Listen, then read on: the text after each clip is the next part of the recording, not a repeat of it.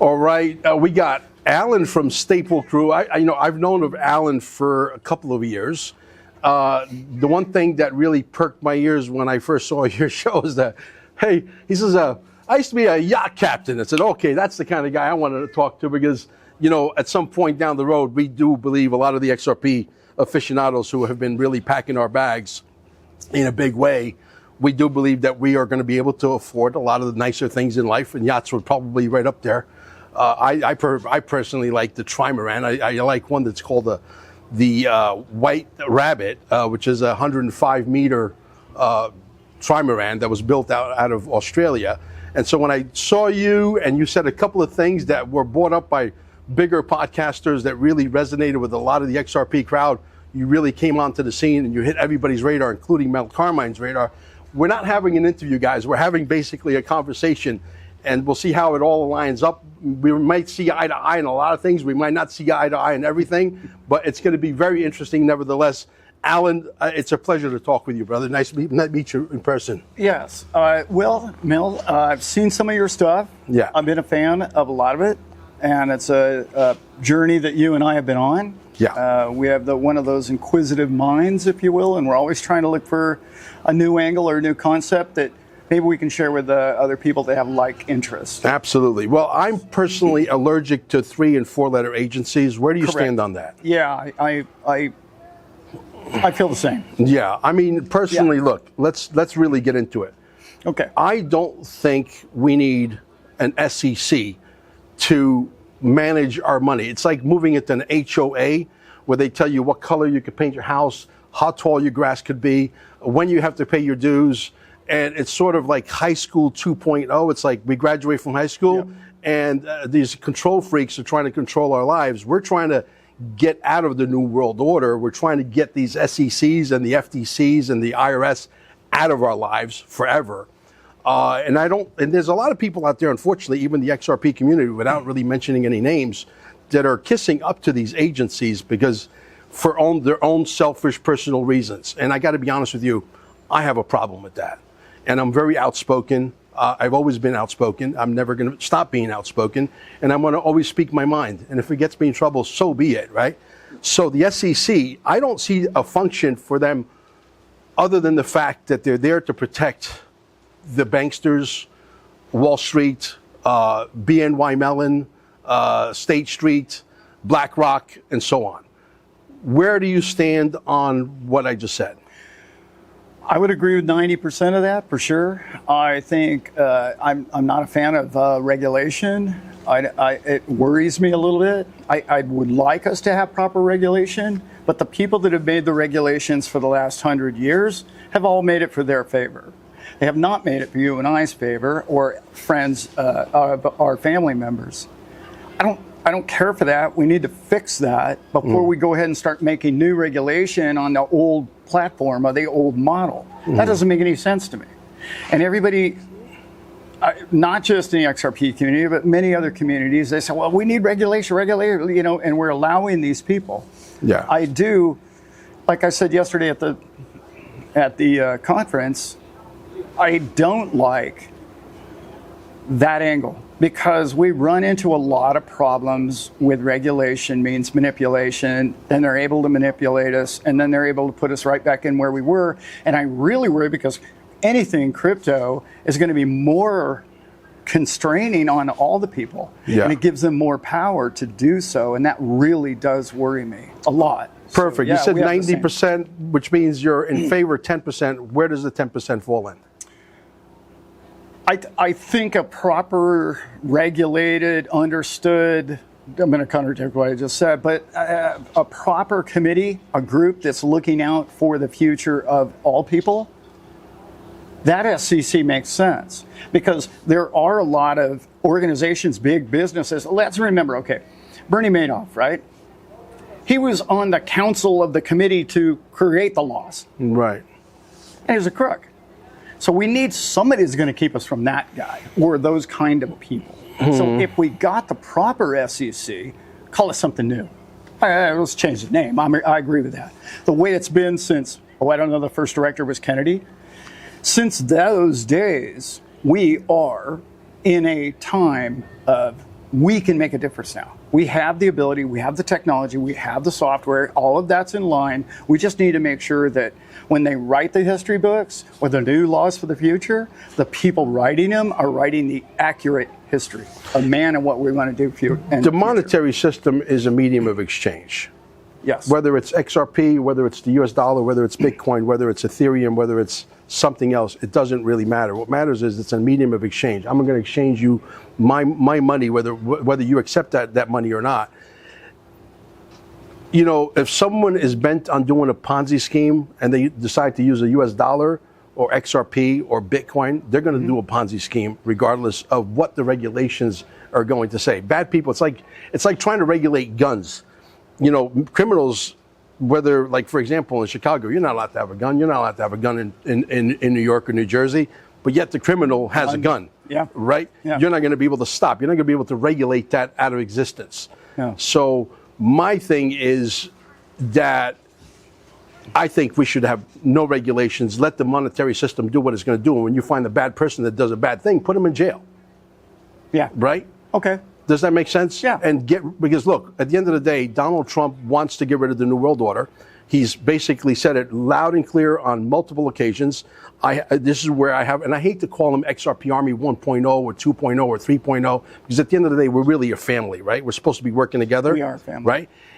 But there's still a lot of people out there yelling central bank digital currency, and we know the central bank digital currency as of right now, they are DOA, dead on arrival. But yet there's a lot of people talking central bank digital currency, which is programmable money, which tells you where you could spend your money, how much you could spend your money, if you could buy steaks this week, if you could buy chicken next week, how much of your chicken money you could spend on steaks, or if any at all. That's right. That's a dictatorial a dictatorship that I don't want to live in, you don't want to live in, right?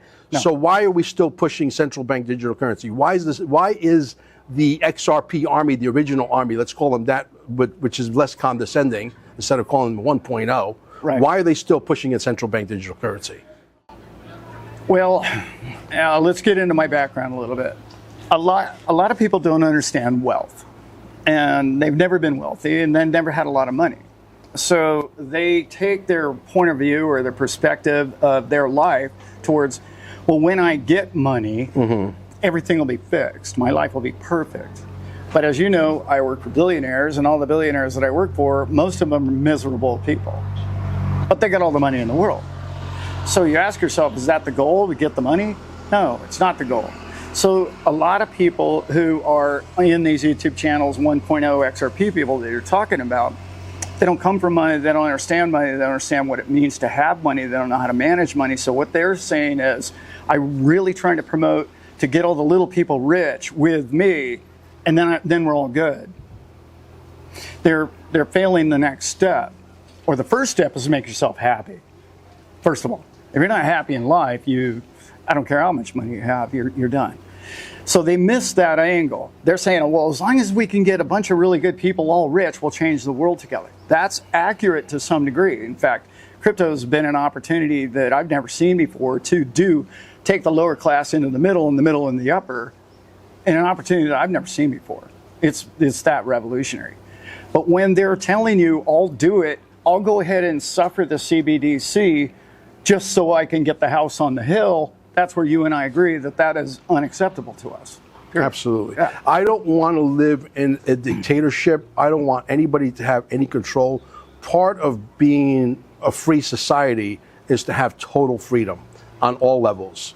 And there's really no compromise when it comes to that. You can't say, yes, I'll have freedoms here, but I'll sacrifice that. There is no compromise when it comes to freedom. That's why everybody wants to come to America, because it's the land of the free. But how free have we really been over the last 50 years? Really not that free. There's been this New World Order stranglehold that has been ratcheting, and we're basically giving up, a lot of our rights for privileges. Agreed. And that's not freedom, correct? It's not. No, it's not. Freedom is the ability to say no and say yes to anything you feel like doing. Say whatever you want to say. Yeah. We don't have that now. Yeah. And even I just bought an old classic truck, and I had to pull 10 grand out of the bank. 10 questions later, I'm like, well, it's none of your business, ma'am.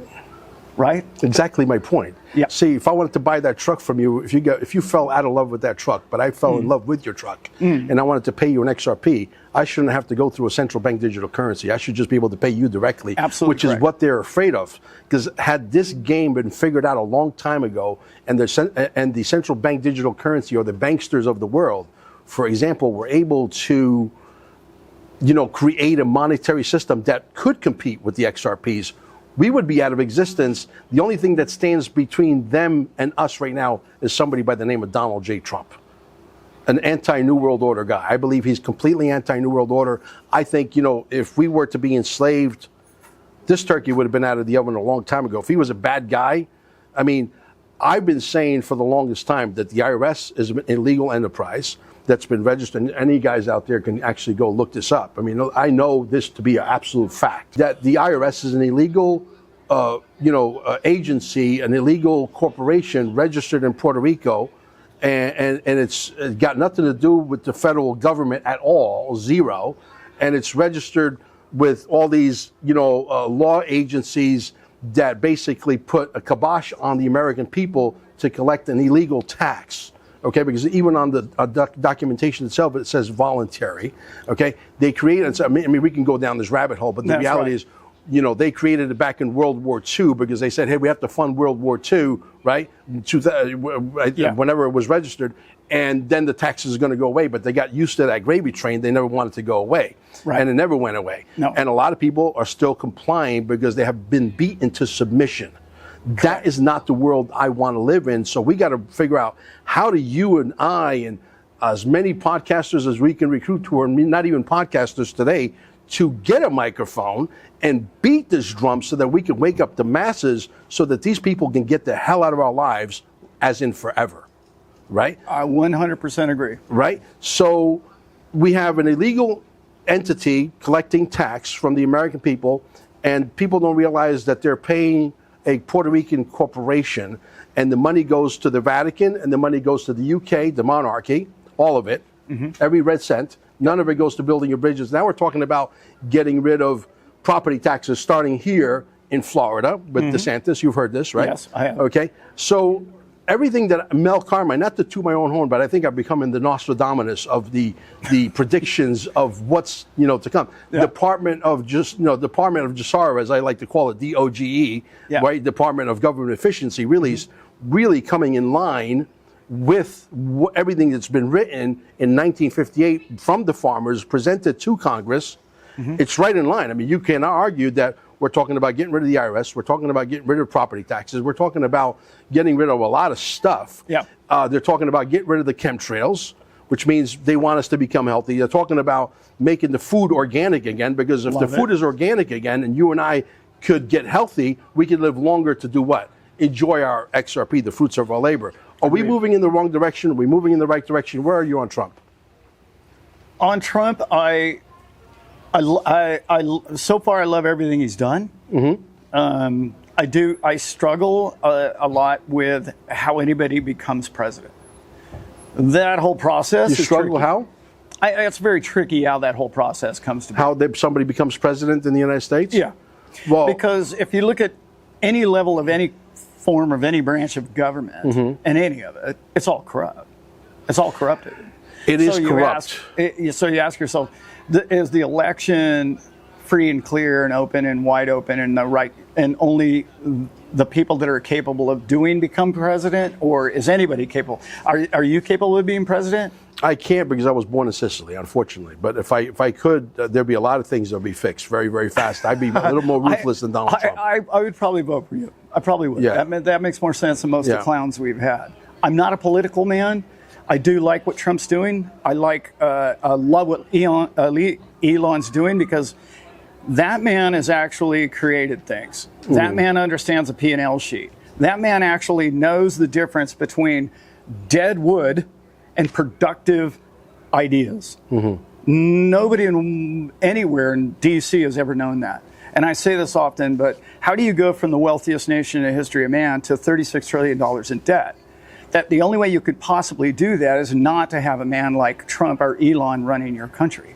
Clearly, those two would not have done that with our money. right? Yeah. So in that sense, I love them both economically, as I have that's my acronym, if you will. I was the geek that in junior high school read the Wall Street Journal and became a stockbroker. So, I mean, has always been my angle in life. So I get business. I don't understand politicians. I think what I love about Trump that a lot of people don't give the man credit for, and I think it's one of the best points that nobody talks about. Again, I work for billionaires and I meet all their children. Most of them are useless human beings, okay? And I don't know about anybody else, but if you've ever known anybody that inherited $200 million, they're probably just about a worthless human being. Donald Trump inherited $200 million. He's not a drunk. He doesn't take pills. He raised an incredible family. He's done an incredible job with the money he made. He turned into billions. And you can decide whether or not that was a great thing or what he did was a noble thing with any of his business adventures. Mm-hmm. That's your opinion. But he didn't become a worthless drunk with the $200 million. And I hear a lot of people give him a hard time. Well, he was born with a silver spoon. The hardest thing in the world to do is to be born with a silver spoon and become an incredible human being. The story I know, and it varies, it's different than yours. And I'm not saying that yours is wrong or mine is right, or yours is right and mine is wrong. Okay. But I'm saying the story that I know, that I was told, that I read, is a story that he borrowed $1 million from his dad, and he had to pay it back, and he became who he became. So to some extent, yes, somebody could argue, yes, he had $1 million head start, and back in the late 70s, early 80s, that's a lot of money to get a head start, because $1 million back then was worth like, $10 million today, right? Well, that's their argument against him. They claim he inherited $200 million. Right.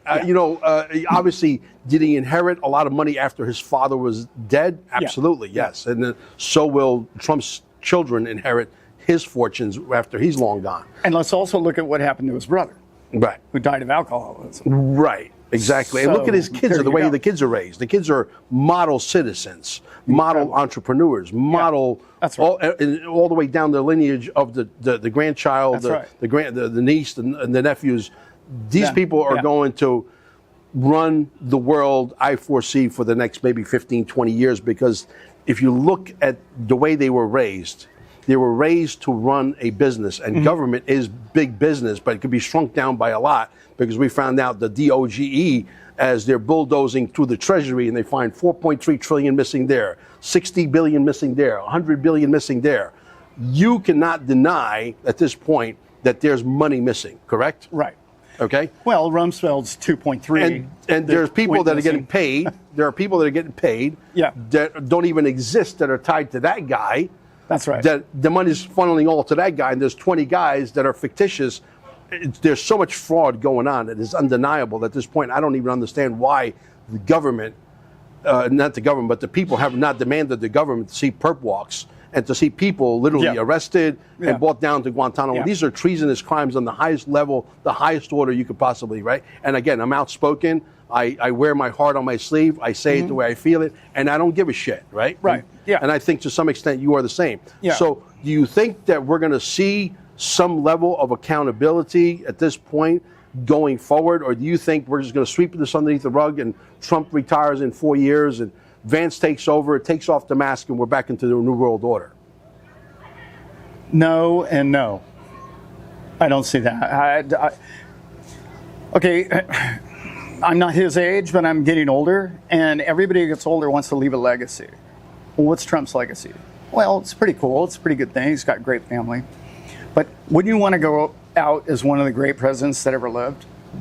So he's taken that burden upon himself personally. And he's tireless in his demands of what he wants from other countries to make this country great. That's what I appreciate about him the most. He cares about the people he represents. So do I think he's just going to allow Vance to just slip it? No, that's not going to happen. Not on his watch. He didn't hire people around him. If you look at the people that they brought into D.C., they're not political. That tells you those people might stay for a term or two or three, right? And most of them are already wealthy. So they want to make a difference because, most of them are pretty old. So they want to leave a legacy as well. I was part of this. I was part of, I'm the new John Hancock of the future of this country. The other thing that I spend a lot of time on is Europe. And when you look at what's going on in Europe, that leadership was really influencing this country in a big way. And I asked this question a million times, and nowhere in any of my comments has anybody ever come up with a good one. Name the last thing Europe did well for its people. Not It's a been lot. decades. Yeah, not a lot. And they're in a mess. And I know when you go back to Italy or France or anywhere else, it's nothing like it was 10 years ago. Yeah, no. Nothing. So they run it into the ground, and there's absolutely no way Trump's going to allow that to happen on his watch. Now, after that, all bets are off.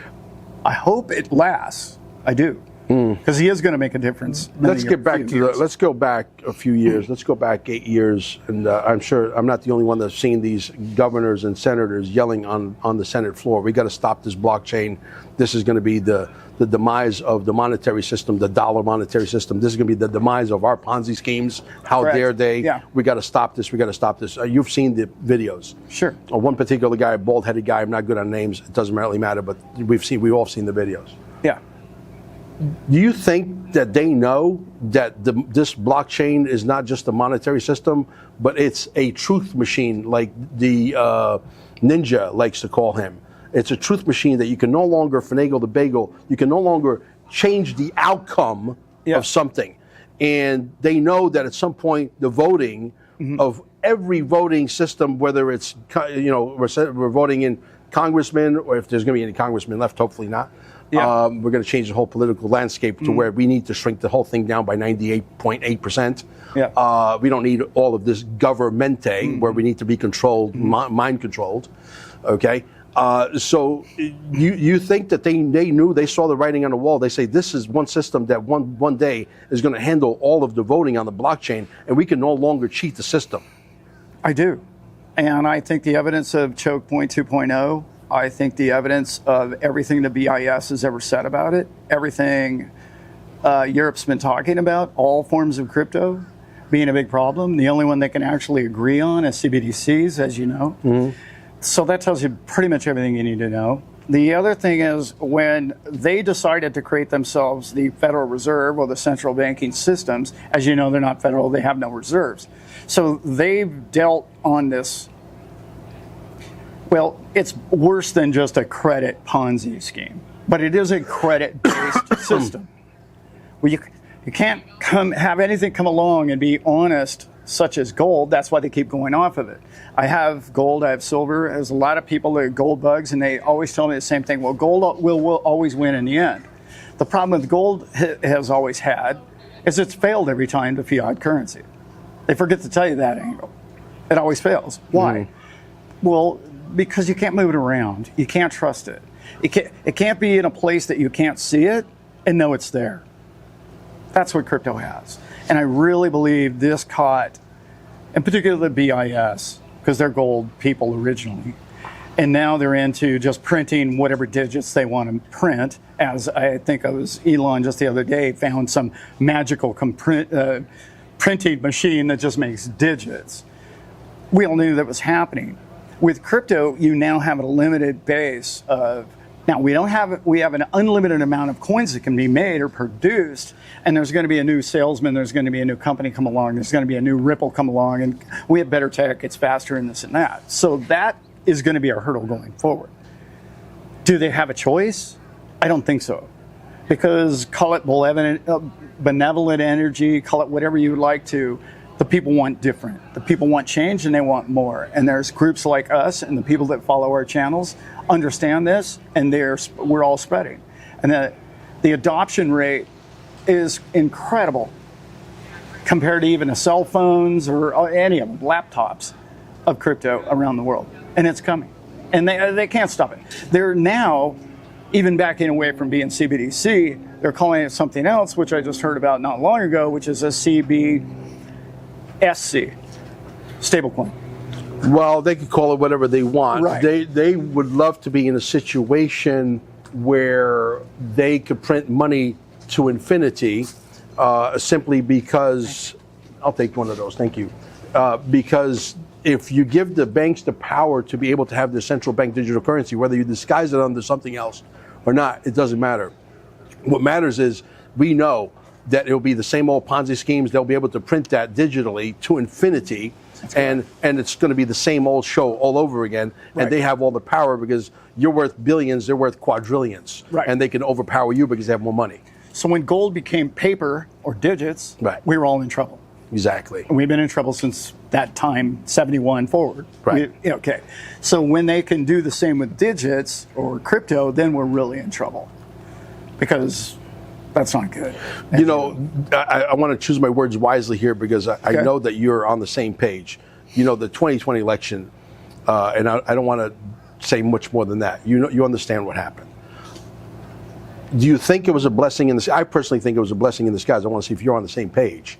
That Trump had the ability to be able to wake up the masses as to what was really going on, because we have, you know, the 2000 Mule movie. We had all these, you know, evidence beyond a shadow of a doubt, irrevocable, irrefutable evidence, as I like to say. Correct. Right? Mm-hmm. And I think personally it was a blessing in disguise that Donald Trump was able to take that 4 years off to reorganize, because had he won the election in 2020 and Donald Trump would have gotten 2020, that would not give him the opportunity to be able to be organized he is right now, which is hence the reason why you have a DOG, Department of Justice, or Department of Government Efficiency, bulldozing everything on God's creation. And we're only at the tipping point right now. I believe we're going to find quadrillions, hundreds of quadrillions of dollars missing, because this has been going on for eons. Yeah. Just look at the derivatives market, and it's ridiculous numbers. Right. Right. Yeah. Exactly. I agree with what you're saying. I also would like to interject. It gave them 4 years to make a lot of mistakes. And trying to arrest the previous president for jaywalking, or whatever the new charge this week was absolutely absurd. One of the things you and I do, I've done it my whole life, is sign NDAs. I've signed some this year already. Right. They essentially throw him in court, the ex-president, for an NDA. He had a financial agreement with this lady to not say anything. Signature, the whole thing, give her the money. She should have been the one on trial. Because you and I have the right to assemble. Sure. You and I have the right to make a contract between the two of us, and I can say, hey, Mel Carmine, you cannot say what I just said to you. No problem, Mel. We're good to go. That's a legal binding contract in this country. How does that man, the ex-president, get thrown into court for that? It's ridiculous. My wife's an attorney. That's how I know that. I said, baby, is that legal? No. Not in this country. Do you think a lot of the conspiracies that we've been fed as conspiracy theories are really factual, and there's a lot of facts, and there's a lot of anomalies, and it's too plausible for us to turn around and say, no, that can't be, and that can't be, but yet nobody really offers any proof. But yet when you get a guy like me and you and maybe a couple other smart guys in the room, we're able to dissect and put the puzzle back together in such a way where it becomes so highly plausible that you could literally go to the bank and they'll give you interest on it, on what it is we think it is. And most times it is, most times than not, what we think it is. Do you think that these conspiracy theories, or these words that they've created these words to try and make us look lesser of intelligence, if you will, and them being, and the people that actually call you a conspiracy theory, they do it to make themselves look better than you. Right. Oh, look, you're a conspiracy theorist. You know what I mean? Yeah. Right? I agree with that completely. And the thing about it is, like, you can tell by the way they name things, right? Conspiracy theorists and the rest of it. We fact check that. Yeah, all those little code things that they all say, you can tell. You can hear it right off. Right. Yeah, right. You can hear it in the media immediately. Yeah. Once you hear one sentence and it contradicts the other one, and you look at it and go, okay, that's propaganda. Right. Period. Right. So, like, propaganda is easy. I threw my television away over 20 years ago. Right. I don't watch TV. I mean, like, I'll give you a classic example. I just did a podcast. And I got smart doing it. Yeah. I just did a podcast with Joby Weeks. Joby Weeks is a guy that was raised to be an entrepreneur, multi-level marketing, network marketing. You know, it comes from a long lineage of family that knows how to make money, because they were pushed into that situation because they couldn't make ends meet on, $25,000 a year. And they became very proficient at it. Fast forward, Bitcoin is born. He got into mining Bitcoin, and I was watching actually a lot of his stuff as I'm learning, as I'm trying to grab as much information as I can, because my wife was able to wake me up to the fact that, hey, something's going on here. There's a new financial system coming, a facelift, if you will. Yeah. And so, a guy like this, for example, who was able to literally mine and sell the equipment to companies like BitClub and Omnia and a few other companies, able to literally mine 92,000 Bitcoins. That's the actual real number. And then the government comes in and steals it all. Okay, and they put him in jail. They bounce him in 11 months in a bunch of prisons. And they steal the Bitcoin, and there's never been a due process. He's never been to court. He's on the house arrest for 5-6 years. It's a fascinating story, and I'm getting to something here. And a story like that, you would think would grow tremendous legs, because I know I'm not the only one that's being stifled or censored on YouTube. I'm sure you are too. Right. Okay. Yeah. I used to get. I was getting. When I had 8,000 subscribers, I would get 80,000 views. No bullshit. Yeah. Right. And now that I have 50,000 subscribers, yeah, you remember those days, right? And now that you have 50,000 subscribers on one channel and 30,000 subscribers on other channels, you're getting like this particular video I'm talking about has got like 500, 600 views. It's ridiculous, and it's been out for 3 days. So they're protecting something, obviously. Yeah. Right. YouTube is protecting, right? Yeah. But how do you live in a country and you say, okay, this is the freest country in the world, and you're able to lock this guy up for 11 months, put him under house arrest with an ankle bracelet. Yeah. There's never been a court date. He's never been to court. And they say, we want the Bitcoin keys. Obviously, they said they spent all the money, right? How can you call that a conspiracy theory? Isn't this supposed to be a free country? Are you supposed to have due process? Yeah. You're supposed to, if I'm being charged with something, I want to go to court. I want to see a judge. I want to see a prosecutor. I want to be able to hire an attorney. I want to be able to defend myself. Yeah. Right? A video like that where 92,000 Bitcoins and we don't get the kind of views. What are they trying to stop? Are they trying to stop people from becoming rich? Seriously. They don't want this information to get out, I think. I mean, I'm being conspiratorial, obviously. Of course. I don't know that they want everybody to stay poor. I think that to some degree that's happening, obviously. But I think what they're really after is control. And they want control over everything. And that's what they're best at.